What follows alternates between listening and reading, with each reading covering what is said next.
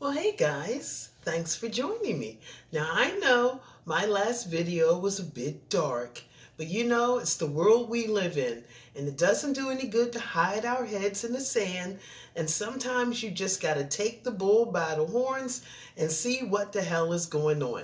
And that's what I did, and I shared with you what I found. But this video, I would like to be a lot lighter. Now, we're still going to talk about prepping, but we're going to talk about prepping in a situation we can actually survive. Sort of like a winter storm.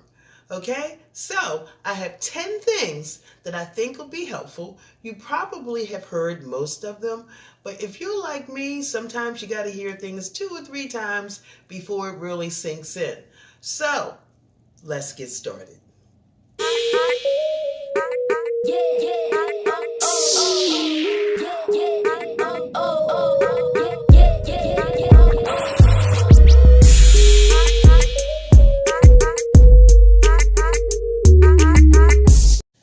Now, as I said, the 10 things we're going to talk about, some of them I've always known, some of them I've recently figured out the hard way, and some I actually gleaned in other places. So let's start with number 1. This is the thing I gleaned in another place. I cannot believe I never thought about this. Number 1, get a tent. And it doesn't have to be an expensive tent. You can get one of the ones that leak at Walmart, because you're going to put this tent in your house. If your electricity goes out, your house is going to get cold, especially now that we're getting into the winter months. Crazy dog, okay? But if you situate yourself in a tent and throw a blanket over it as an insulator, that will at least get your body heat to kind of, hang out in one space. Now, beware of tent sizes. Tent manufacturers always fib. Okay, if it says this tent will sleep 8 people, what it really means it will sleep 4 people, and 2 people, it'll be a palace. Okay, so keep that in mind. However many people you have in your family, you need to get a tent that sleeps double that amount of people. Or if you're a family, then, mom and dad or whatever can stay in one tent and the kids can stay in another tent. So just keep that in mind. However many people you need to be in that tent needs to actually say it sleeps twice as many people. Number 2, heat.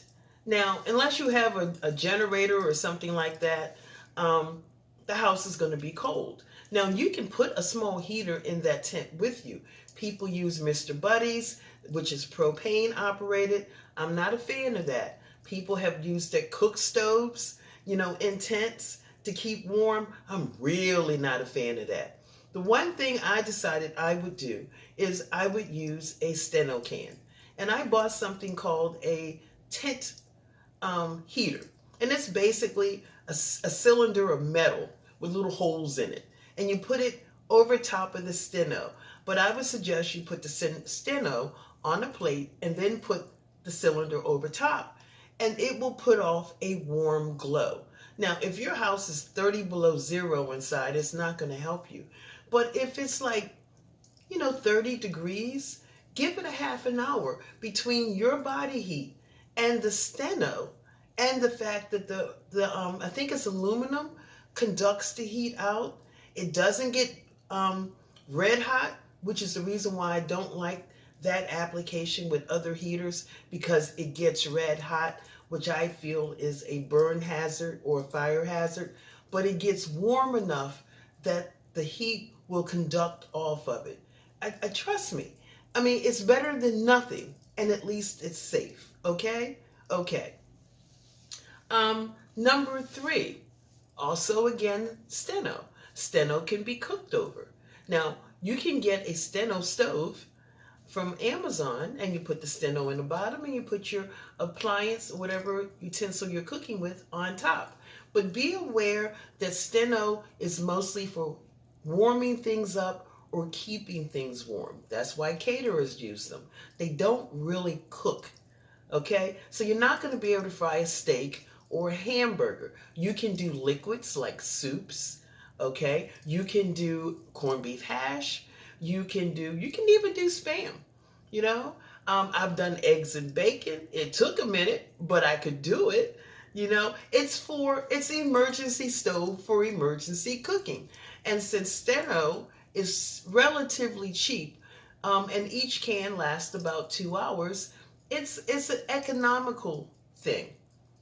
Okay, it's an economical way to still cook, just like it's an economical way to give you a little bit of heat in a small space. And they're safe to be used in confined spaces. Okay, so I thought I would tell you that as well. Number 4 is food. Well, I told you if you're going to cook on sterno, it can't be anything too dense. But if you choose to use your camp stove or something like that, or the grill outside, then you can cook whatever you have. But I would suggest you start with the things that have been in the refrigerator at least 3 days when that electricity went off. Because by the time you get to 3 days, the food in the refrigerator is going to have swamp butt, which means it's starting to get kind of warm and icky, and the stuff in the freezer is going to start sweating. So the quicker you can eat those foods, the better. Now, if it's really cold outside, that's great, because you can put the things that need to be cold in a cooler and put them outside. And if it's really, really cold, then you can put the things in the freezer in the cooler and put them outside. So either way, this will preserve the food at least another couple of days. So that's something to think about, getting a cooler. See, now what? Lights. Just about any flashlight, headlight, or any kind of light you get is 100% better than trying to light your house with candles or a hurricane lamp that will leave soot all over your ceilings. I really can't say anything else about that. But I will say, Harbor Freight has the best prices on batteries I've seen. I bought a boatload back when my lights went out last year. So that's a good thing. Batteries at Harbor Freight, and any kind of light other than candles or hurricane lamps. The next thing, blankets, real blankets. The blankets I have on my bed look so good. Makes my bed just look all snuggly. But you know what? Them blankets aren't warm. The only reason why I'm warm is because my house got heat. If my house didn't have heat, my ass would freeze under those fluffy but no substance blankets. Now, I actually have a down blanket, but I'll be honest with you, I don't like it that much. I just don't feel like it has enough weight in its butt to really do the job for me. So I actually went out and bought an alternative down blanket. That thing is heavy, it's dense, and it's so heavy that I never pull it up over me unless I misjudged how cold it was going to be outside and I realized I need to turn my heat up. Normally, I leave it at the bottom of the bed, fold it back, because it gets too warm. Also, those fake-ass wool blankets at Harbor Freight, which I really believe are more like horsehair, okay, but they have such a tight weave. Those are my go-to emergency blankets. I always took one camping with me. I keep one in the truck now in case I break down. There's one out on the balcony, and I have 2 in the closet. Now, as I said, they are scratchy and they're itchy. But do you really care about that if your little butt's cold? Just something to think about, okay? And for $10, you can get quite a few of them. Maybe you'll just put something between you and that blanket, but they will do the job. And if it's really cold, a couple of those blankets will keep you toasty. Okay? Okay. Now, what's next? Generators. Okay, you all know how I feel about solar. You know, I have a 200-watt generator, and mainly I got it for camping, and I got it so that I wouldn't have to run down to the truck if my electricity went off to charge my phone and stuff. Now, I can charge my stuff in my truck without turning it on, but I cannot charge the generator unless the truck is running. So if you have a generator and your electricity is off and you use it up, unless you have solar and it's a nice sunny day and not a snowstorm, you're just crap out of luck. My honest opinion, if it was me and I could have anything I wanted, I would choose a gas operated generator. That's what I would choose. As long as you feed that puppy gas, it'll do what it's supposed to do. So, there you are. And plus, you know what? Let's be honest. If you park your truck or car or whatever in the garage and it's right outside the kitchen door, you don't need a generator. You can just run out there and stick the phone on charge and go back in and get back in your tent and stay warm. There you go. What's the next thing? Let's see. So we did tents. We did what do you call it? Sterno, cans of sterno for both cooking and also for warmth. We did blankets. We did lights. We did generators. There's some more things. We talked about food and coolers. Okay, so there's two more things. I got a note. I'm sorry. I was hoping I wouldn't have to look at the notes, but okay, I got it. Two more things. One is water. I don't know if you all noticed, but water has an expiration date now. And not because the water is going to go bad, but because the bottles they're in will go bad. So the water manufacturers decided that if you have bottled water more than 2 years old, you should probably get rid of it because there's a possibility that the bottles have leaked some kind of chemicals into the water. But even worse than that, because who knew water? I mean, we just never thought about that before, did we? At least I know I didn't. So now they also say if you've kept that water in a hot place, if it's been sitting in the trunk of your car all summer and it's probably still there, half used, or in your garage and it's hot, then you have automatically doomed that water to only half its shelf life. So now at this point, it only has a year of life. So this is something that you should be aware of. And the last thing are bathrooms. Everybody knows about the 5-gallon bucket with the little fake ass toilet seat you can get from Walmart. But not everybody wants to do that.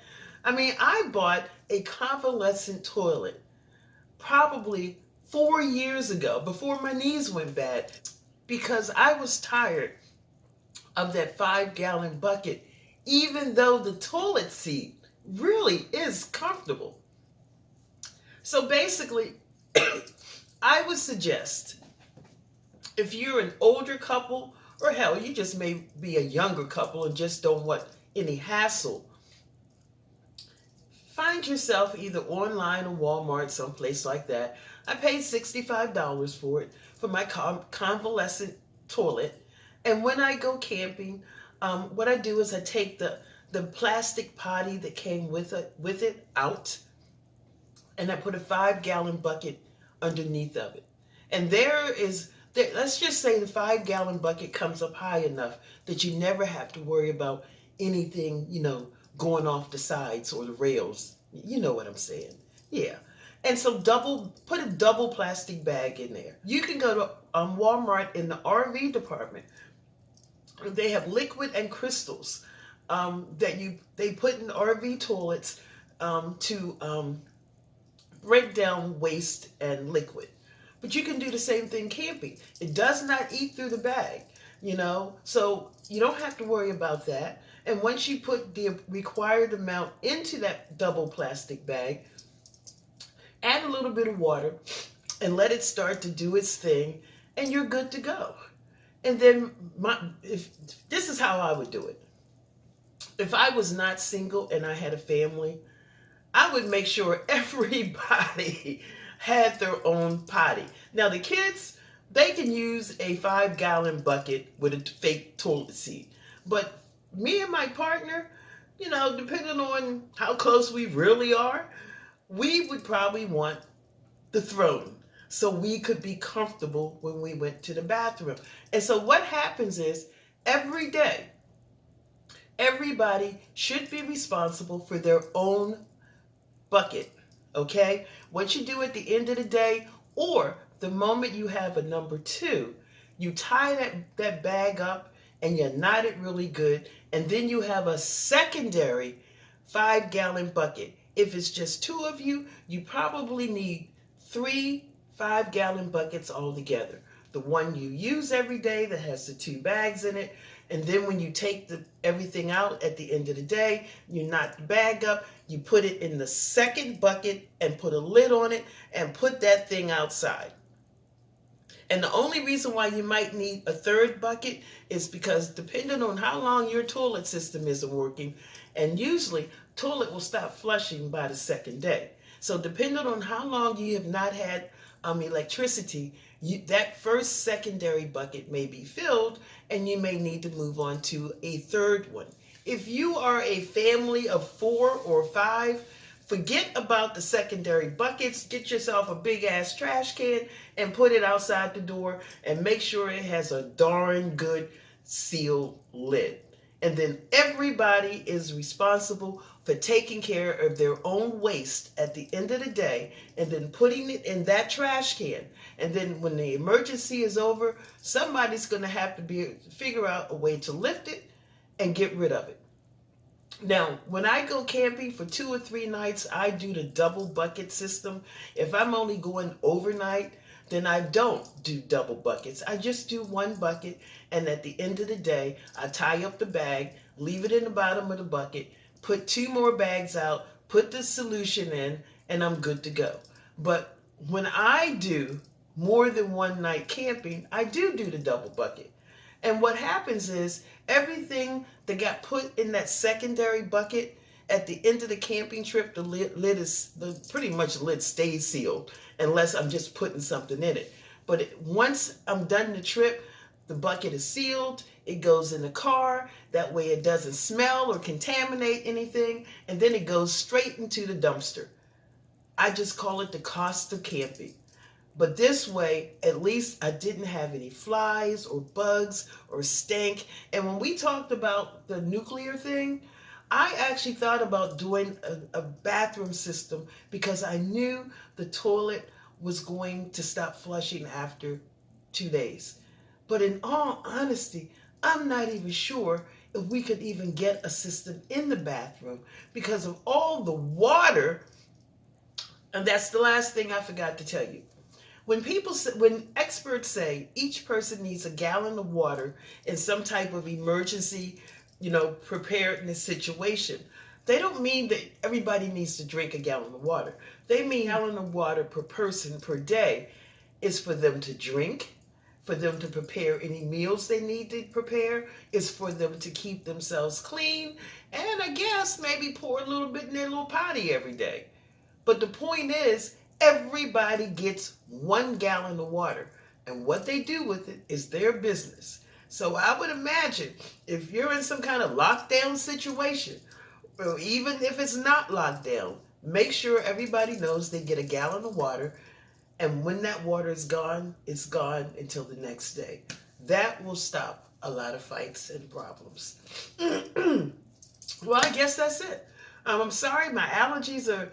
My sinuses are starting to drain. I don't even know. The weather's been so crazy. But thank you guys for joining me. Have a great day. Stay blessed. And I'll see you in the next video. I hope some of these were helpful. Bye.